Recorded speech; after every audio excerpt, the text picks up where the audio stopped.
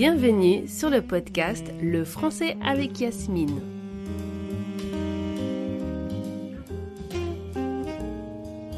Je suis Yasmine Le Cire, professeure rebelle de français langue étrangère et fondatrice de l'école Island French. Une école qui offre des cours de français pour adultes dans le monde entier. Avec le français avec Yasmine, je te propose d'apprendre et pratiquer le français sans te torturer ni t'ennuyer. L'autre jour, je me promenais sur Facebook quand soudainement, dans un groupe pour professeurs de français, une professeure a posté la question suivante. Quelle est la différence entre étudier et apprendre ? C'est tout.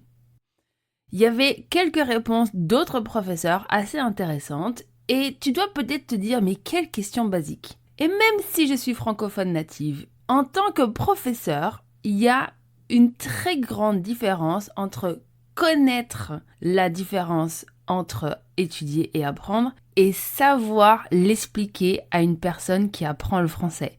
Ah bah oui, ça c'est pas donné à tout le monde et il y a une très très grande différence. Donc connaître et enseigner, c'est pas la même chose. Donc demande à un francophone natif qui n'est pas professeur de te dire la différence entre étudier et apprendre ou tout simplement entre savoir et connaître, parce qu'il y en a une dans les deux cas, il va pas pouvoir te répondre assez précisément. Il va pas pouvoir te donner les explications scientifiques de la différence entre les deux. Donc, j'ai trouvé cette question très intéressante. Mais dans ce type de groupe, surtout dans les groupes Facebook pour les professeurs de français, enfin le peu de groupes dans lesquels je suis, donc les profs de FLE, je sais pas si c'est parce qu'ils sont profs ou parce qu'ils sont français, ou les deux, mais il y a toujours un prof qui va casser l'ambiance. Il y a toujours un prof qui va critiquer, et en plus, évidemment, qui répond à côté de la plaque, soit pour donner son avis que personne n'a demandé, ou soit pour critiquer. Vraiment rien de positif. Mais il y a toujours un prof comme ça. Et donc sur Facebook, moi j'ai pas vu un seul groupe de profs de français qui était vraiment bienveillant, gratuit, je veux dire. Après il y a des groupes, la plupart des groupes de professeurs de français qui sont bienveillants, ce sont des programmes qui sont payants avec des professeurs qui sont accompagnés. Je pense notamment au programme de Charlène Siffre. Elle a migré. Elle est sur Discord, elle est même pas sur Facebook et c'est pas gratuit. Mais sinon, dans ceux que j'ai vus en 20 ans de carrière, tous les groupes dans lesquels je suis, il y a toujours un professeur qui va mettre un commentaire de merde. Toujours, inévitable. Et donc tu te demandes, quel commentaire de merde peut-on mettre en dessous d'une question comme « Quelle est la différence entre étudier et apprendre ?» Et je te jure qu'il y a quelqu'un qui a réussi à trouver un commentaire de merde pour cette question. Il n'y a que les professeurs de français pour être aussi doués. Et là, en l'occurrence, donc c'est une professeure qui a répondu « C'est une blague !» avec 2 points d'interrogation. Alors ici, tu n'as pas besoin d'un doctorat en sciences sociales pour comprendre que le commentaire de « C'est une blague » n'avait rien de sympathique. Et pourtant, je répète, la question était hyper intéressante. Du coup, moi, les cons et les gens qui font chier, je réponds maintenant. Avant, je disais plus rien. Là, j'ai trouvé vraiment l'attaque gratuite, méchante, malveillante, déplacée. Donc, j'ai répondu. Alors que la prof qui a posé la question, je ne la connais pas du tout. C'est pas ma copine. Et donc, j'ai répondu. La question est pourtant très intéressante. Pourquoi ce commentaire ? Est-ce que vous êtes comme ça aussi avec vos apprenants ? Et devine ce qui s'est passé. Donc elle a enlevé mon commentaire, elle a enlevé son commentaire, donc elle a enlevé le mien, et elle m'a bloqué. Parce qu'en général, ces personnes sont très courageuses, et donc on bloque. J'en ai aussi parlé sur LinkedIn, parce que j'ai vraiment été choquée par ce manque de bienveillance, Et c'est une blague, c'est tellement passif-agressif comme question.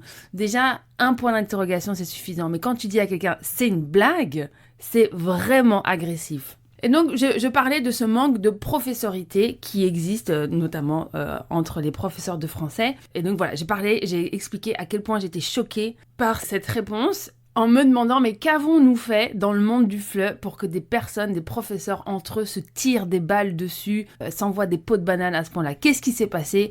Et je suis vraiment hyper choquée par ce manque de solidarité qui existe entre professeurs et surtout entre femmes. Évidemment, Quand tu mets ce type de post, il y a beaucoup de gens qui allaient dans mon sens, qui étaient aussi choqués, qui disaient, bon, malheureusement, ça existe beaucoup dans le monde du FLE. Sauf que, dans ces cas-là, il y a toujours une personne qui va commenter pour confirmer ma théorie du manque de professorité. Et il y en a une, voilà, elle n'a pas loupé l'occasion. Et donc, elle répond, je vais te lire exactement ce qu'elle a répondu à mon post. Sur un groupe d'enseignants de FLE, personnellement, j'aurais été surprise au point de penser c'est une blague, mais peut-être pas de le poster par politesse pour cette question. On a tous accès à Google. Poser cette question sur un groupe où on est tous supposément, entre parenthèses, enseignants de FLE, alors que c'est une question typiquement niveau A2, c'est effrayant. En France, rien à voir avec mon post qui parle de manque de professorité, manque de solidarité entre professeurs, que quand un professeur pose une question, c'est pour inviter au débat. Et donc là, elle commence. En France, trouver un job de prof de FLE est extrêmement difficile. Ça n'a rien à voir avec quelle est la différence entre apprendre et étudier. Donc tu vois, elle est professeure, hein, mais apparemment, elle ne sait pas lire. Et donc, elle continue, dans les assos, donc associations, des tonnes de personnes enseignent le FLE de manière bénévole. Dans les écoles de langue, on trouve des contrats au rabais. Certains profs diplômés en master de FLE jonglent entre 3 ou 4 employeurs, donnent cours le soir et le week-end pour gagner à peine le SMIC. Je travaille le week-end, je travaille le soir. Elle continue. Si c'est compétitif, si c'est compliqué et qu'on voit quelqu'un qui a un boulot poser une question aussi basique en espérant que des gens prennent le temps de lui répondre alors que Google l'aurait fait en quelques millièmes de seconde, je trouve ça rageant. Mais quel move de connasse. Franchement, la seule manière de décrire ce type de remarque. Premièrement, donc évidemment, elle ne répond pas du tout à mon post où je dis, voilà, je suis choquée par le fait qu'une personne manque totalement de solidarité quand quelqu'un pose une question. On ne sait pas tout. Et donc, là, elle dit, voilà, le monde du FLE, c'est compliqué, il y a des emplois précaires. Ça n'a rien à voir. Et il y a aussi le fait que si tu as un job dans le FLE, tu n'as pas le droit de ne pas savoir. Attitude complètement ridicule, je ne valide pas du tout. Et donc, elle illustre clairement le propos du manque de professorité. Des phrases comme ça, c'est une question à deux, c'est effrayant. Ou l'autre phrase qu'elle dit, c'est quelqu'un qui a un boulot et qui pose une question aussi basique, c'est rageant. Alors évidemment, ça ne relève pas d'une analyse pédagogique, mais c'est d'un jugement. Donc là, elle juge clairement les compétences de l'autre prof. Et oui, Google existe. Oui, Google existe. Et pour avoir effectué des centaines, voire des milliers de recherches pour ce podcast, je peux t'assurer qu'on y trouve le meilleur comme le pire. Il y a beaucoup de choses à filtrer, il y a beaucoup de contenu qui est hyper intéressant, mais il y a aussi beaucoup de merde. Donc il faut pouvoir étudier, prendre le temps, et en plus, il n'y a pas les subtilités. Il y a à boire et à manger sur Google. Et il y a des recherches donc hyper complètes, des recherches de linguistes par exemple, et des choses qui sont hyper intéressantes, mais il y a aussi plein de contenus qui ne sont pas vérifiés. Même chose pour ChatGPT. ChatGPT, c'est pas une encyclopédie, c'est pas... En plus, le problème avec ChatGPT, c'est que quand il ne sait pas, il répond quand même, et il répond à côté de la plaque. Donc Google n'est pas une référence absolue ni un espace de réflexion didactique. Ici, c'était clairement une question didactique. Comment, même si nous, en tant que professeurs, on connaît la différence entre étudier et apprendre, comment l'enseigner, comment l'expliquer. Et poser une question dans un groupe d'enseignants, c'est pas chercher une définition. Alors évidemment, l'autre débile, elle n'a pas compris, mais quand tu poses ce type de questions que tu es professeur et que tu demandes à d'autres professeurs, c'est pour chercher à débattre de la nuance, échanger des exemples pédagogiques, partager des ressources. Donc s'il y a un prof qui a fait une vidéo à ce sujet, il peut la partager en disant « Tiens, regarde, j'ai fait une vidéo sur YouTube, tu peux la regarder et peut-être que ça t'intéresse. » Moi, parfois, je partage mes épisodes de podcast ou des articles. Et c'est aussi comprendre comment d'autres professeurs expliquent une notion à leurs élèves. Il y a plein de professeurs qui expliquent des choses d'une autre manière que moi et je trouve ça hyper intéressant. Et c'est d'ailleurs aussi pour ça que j'ai appris 7 langues étrangères et que j'en parle 4. Je veux apprendre des autres professeurs pour savoir comment eux enseignent leur langue. Et voir comment eux enseignent leur langue m'aide à améliorer mes compétences en tant que professeur et m'aide à mieux enseigner le français. Je sais que c'est une des meilleures manières pour apprendre à partir d'autres professeurs. Et j'imagine que la prof qui a posé la question, quelle est la différence entre apprendre à étudier, c'était la même volonté qui était derrière. Donc c'est pas une question de dictionnaire, c'est une question de métier. Et non, ce n'est pas effrayant, c'est ça, c'est même professionnel de poser ce type de questions. Et ce que je trouve évidemment hyper effrayant, c'est cette réaction. C'est quelqu'un qui a un boulot pose une question aussi basique, c'est rageant. Mais plutôt que de répondre ou simplement de passer son chemin, on attaque la légitimité même de la personne qui pose la question. Et c'est précisément ce type d'attitude qui empêche toute professorité, toute collaboration entre professeurs, et en particulier entre femmes. Alors, poser une question ne devrait jamais être perçu comme une faiblesse.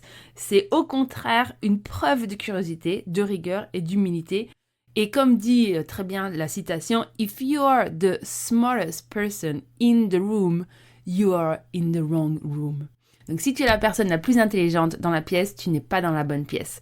Dans mon cas, je sais que je ne sais pas tout, et c'est d'ailleurs aussi pour cette raison que j'ai lancé les interviews dans mon podcast pour découvrir des aspects de la langue française que je ne maîtrise absolument pas. Je sais que je ne sais pas tout. Et aucun professeur ne sait tout, c'est impossible. Par exemple, j'ai invité des professeurs qui sont spécialisés dans le français médical. Je serais incapable d'enseigner le français médical. Je serais incapable d'enseigner le français à des enfants. C'est pas du tout ma spécialité, mon expertise. Donc c'est pour ça que j'ai invité des personnes qui savent des choses mieux que moi. Et c'est aussi le but de ces interviews dans ce podcast. Donc il y a deux types de professeurs. Il y a ceux qui jugent, qui critiquent, qui jalousent, et puis il y a ceux qui collaborent. Moi, j'ai choisi mon camp, je collabore. Donc, je ferme cette parenthèse sur les professeurs de français qui manquent de professoralité entre eux. Et je reviens à notre question très intéressante, je répète. Quelle est la différence entre étudier et apprendre ? Je te propose de commencer par un petit tour de dictionnaire, le Robert, pour connaître les définitions. On va commencer avec le verbe étudier. Étudier, c'est une action, un processus, et donc le verbe étudier signifie chercher à acquérir la connaissance, donc étudier l'histoire. En deux, chercher à comprendre par un examen, donc étudier un texte. Et en trois, examiner afin de décider d'agir, étudier un projet ou un dossier. Donc étudier insiste sur le travail intellectuel, le processus structuré, l'analyse, l'observation, la répétition et l'effet volontaire. Étudier, c'est agir dans le but de comprendre, mais ça ne veut pas dire qu'on a forcément retenu ou intégré ce qu'on étudie. Donc tu peux étudier et ne rien retenir.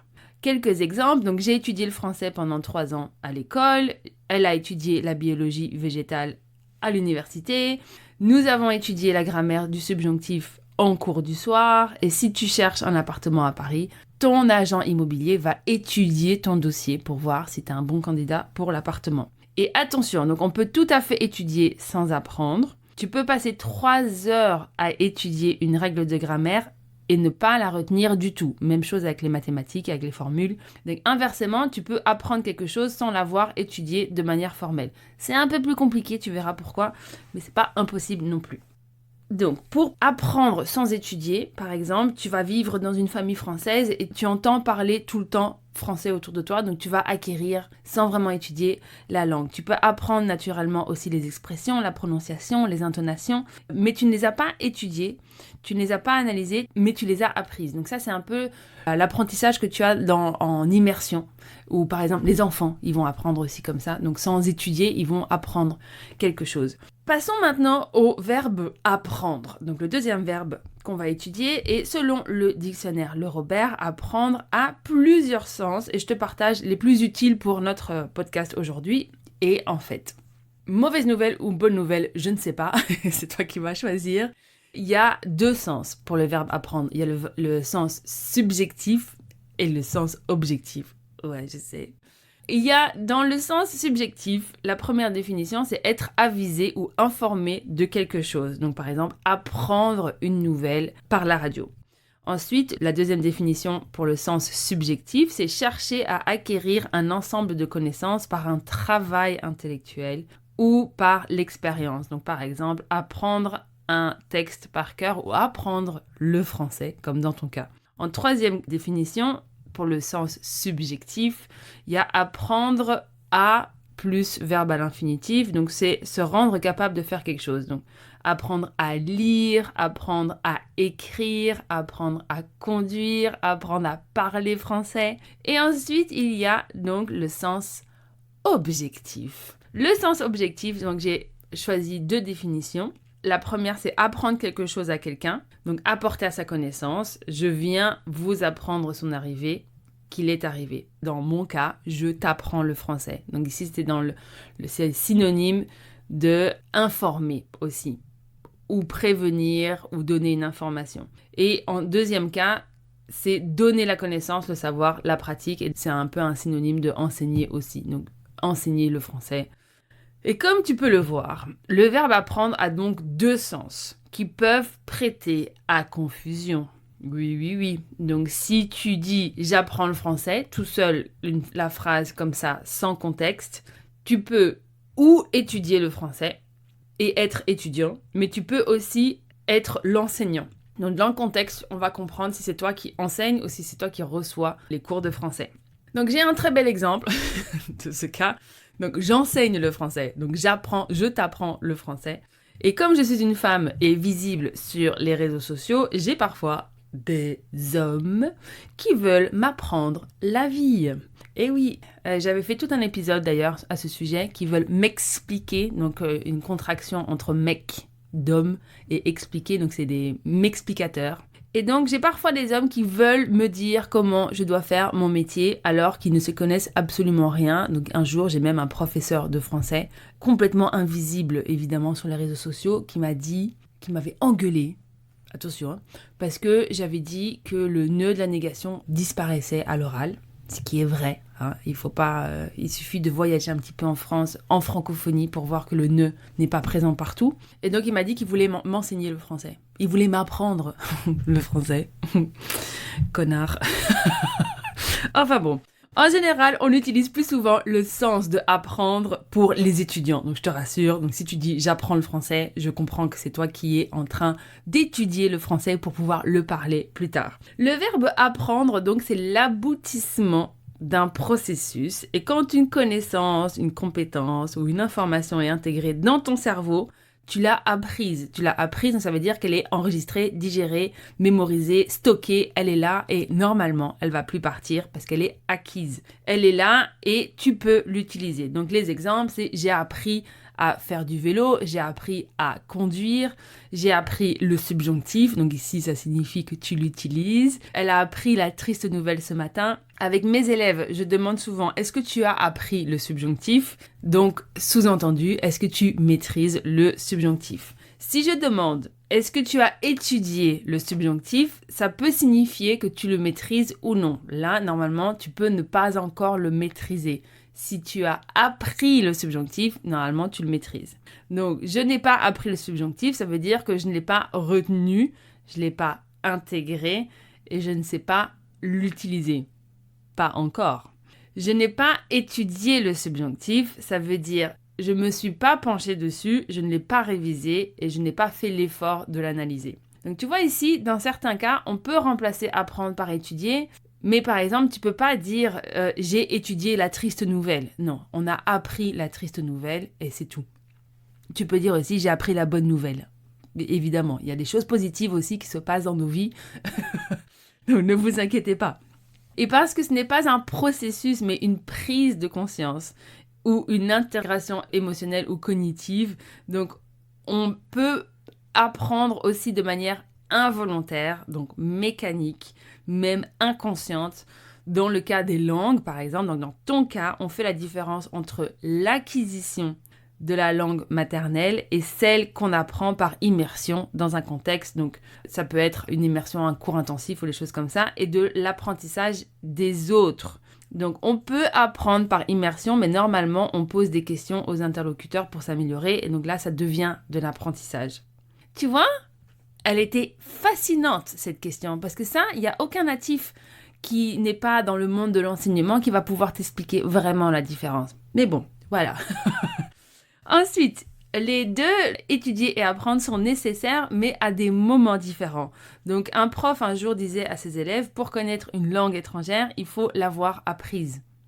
Ça paraît logique. Et pour l'apprendre, il faut l'étudier, surtout quand on est adulte et que tu n'apprends pas involontairement comme les enfants en jouant. Mais on peut étudier sans apprendre. C'est un jeu de mots qui est très profond et qui est beaucoup plus intéressant qu'il n'en a l'air. Et car oui, pour progresser réellement en français, il faut faire les deux. Étudier pour organiser, comprendre et faire des liens, et apprendre pour retenir, intégrer, utiliser spontanément.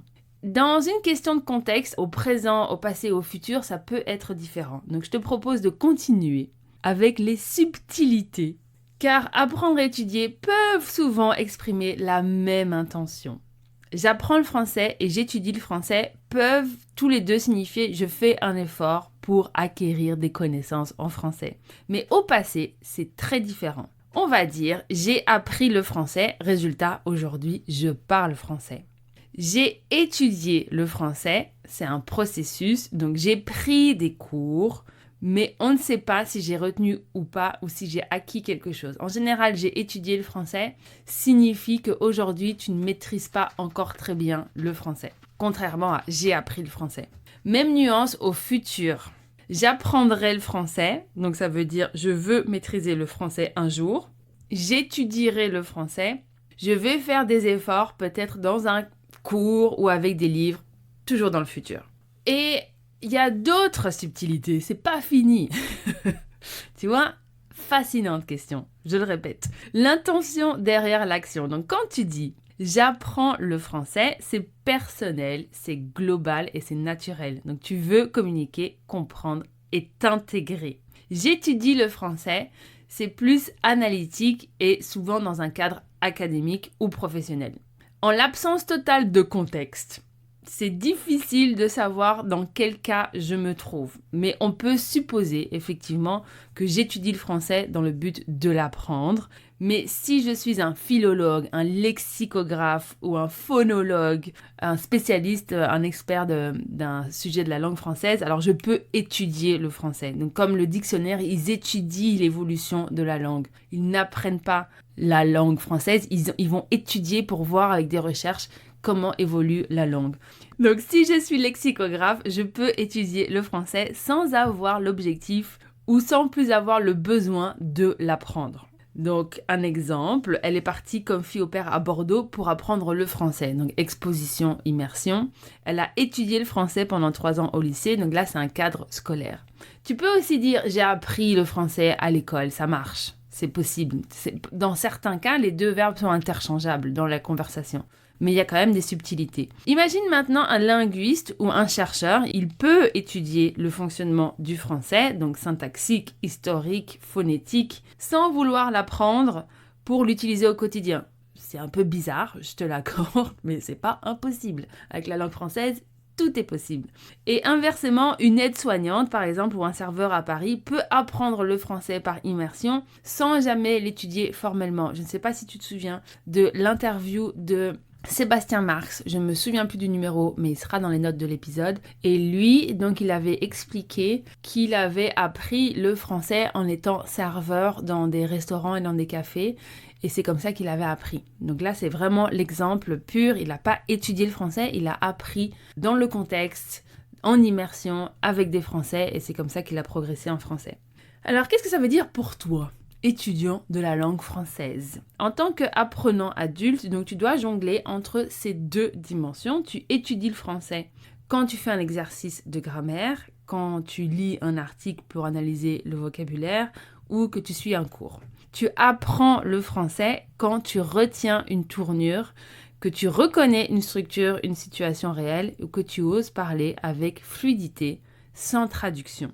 Donc tu peux étudier sans apprendre et tu peux apprendre sans étudier. Tu as un peu compris l'idée ici.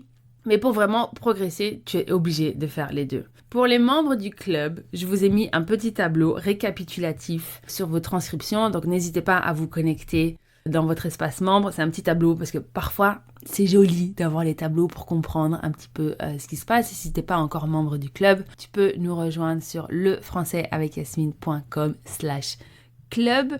Pour conclure, cet épisode avec cette magnifique question. Malheureusement, je ne connais pas la personne qui a posé cette question, mais j'aimerais la remercier. Et donc, j'étudie ou j'apprends le français peuvent exprimer la même chose. On va comprendre normalement que tu fais des efforts pour acquérir des connaissances en français et que tu ne le maîtrises pas encore, mais que c'est ton objectif. Par contre, au passé composé ou au futur, j'ai étudié le français ou j'étudierai le français et j'ai appris le français ou j'apprendrai le français n'ont pas tout à fait le même sens parce que dans ce contexte, apprendre implique un résultat. Apprendre, il y a un résultat. Apprendre te donne la clé pour parler français. Donc on peut chercher à apprendre sans tout comprendre. Dans ce cas, on dira en français qu'on apprend une langue en cherchant à la connaître d'un point de vue de pratique dans sa vie privée, dans sa vie familiale ou professionnelle. Et on peut chercher à comprendre sans tout apprendre. Ah là là, c'est complexe, hein? Dans ce cas, on dira en français qu'on étudie une langue en cherchant à la connaître d'un point de vue théorique, intellectuel. Et l'archétype serait le cas donc du linguiste, du lexicographe, la personne qui étudie la langue, qui peut et doit étudier beaucoup de langues sans vraiment les apprendre, car il ne le pourrait pas. Pour connaître une langue étrangère, il faut l'avoir apprise. Et encore, je te le répète, pour l'apprendre, il faut l'étudier. Mais on peut aussi étudier sans apprendre, donc sans nécessairement connaître au bout du compte. C'est pour ça que je dis que les professeurs ne savent pas tout. C'est pas parce qu'ils ont appris à devenir professeurs qu'ils peuvent tout enseigner. Maintenant, pose-toi la question. Est-ce que tu étudies le français ou est-ce que tu apprends le français ou est-ce que tu fais les deux? Je tiens donc à remercier cette prof d'avoir posé cette question très intéressante. Et comme tu peux le voir, c'est pas une question si basique que ça. Maintenant, je te mets au défi de poser la question donc à un francophone natif que tu connais et de te donner une explication aussi détaillée. Vas-y. Bonne chance, comme on dit. Et donc, si tu veux aussi tester la mentalité de ton ou ta professeur, demande-lui comment réagirais-tu si un ou une professeur demande quelle est la différence entre étudier et apprendre et tu verras sa réaction. Et en fonction de sa réaction, tu vois si c'est un professeur qui juge ou si c'est un professeur qui partage, qui collabore. Mais c'est une question très intéressante d'un point de vue société et mentalité. Donc, à partir de maintenant, j'ai envie de terminer cet épisode autrement, parce que j'en ai marre de dire à bientôt. Tu vois, je l'ai dit pendant je sais pas combien d'épisodes et je trouve que c'est un peu ennuyeux, un peu trop formel. Donc, à partir de maintenant, pour la fin de mes épisodes, je vais t'envoyer des bisous. Plein de bisous et je vais te dire à la semaine prochaine. Et en attendant la semaine prochaine, n'oublie pas de liker, commenter et partager cet épisode avec des personnes qui sont susceptibles d'aimer ce contenu. Et ça m'aide évidemment à être visible et ça m'aide aussi à créer encore plus de contenu. Et n'oublie pas, on a une mission. On veut Bradley Cooper. Et plus le podcast est visible, plus Bradley aura envie de venir nous faire un coucou. Allez, bisous! Tu veux continuer cette conversation avec moi? Je te donne rendez-vous sur le site de l'école islandfrench.eu. À bientôt!